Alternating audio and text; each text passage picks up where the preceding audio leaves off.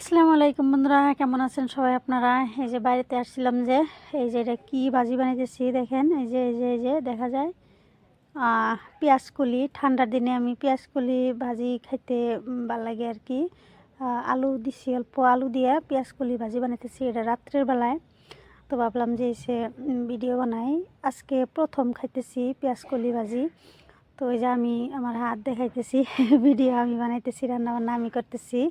তো কে কোন জায়গার থেকে দেখতেছেন আমার ভিডিওটা, যদি ভালো লাগে please like comment share follow করবেন। আর যারা ইউটিউব থেকে দেখতেছেন তারা লাইক কমেন্ট শেয়ার সাবস্ক্রাইব করে দিবেন।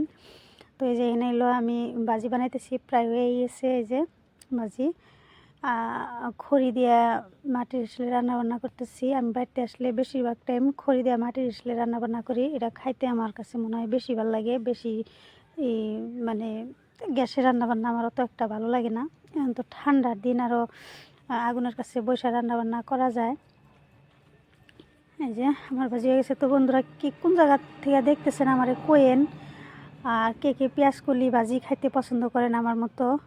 কেউ কেউ ছোটো মাছ দিয়ে বানায় খায়। আমি হলো আলু দিয়ে ভাজি বানাইছি রাত্রিবেলা, এটা রাত্রে খামো।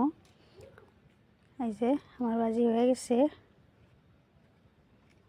আমার ভাজি। আমি এটা অনেক পছন্দ করি, আমার ভালো লাগে, যার জন্য আমি আপনাদের সাথে শেয়ার করছি আর কি।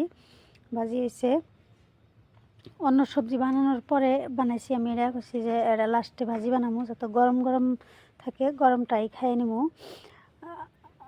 এই যে কি কয়, ধনিয়া পাতা দিই নাই। আলুটা অল্প দিছি, অল্প পরিমাণের আলু দিছি। খালি কলি ভাজলে ভালো লাগতো না, যার জন্য আমি একটু বেশি করে দিছি পেঁয়াজ কলিটা। এই যে আমার ভাজি হয়ে গেছে গা, আলু একদম হয়ে গেছে, লাল লাল হয়ে গেছে।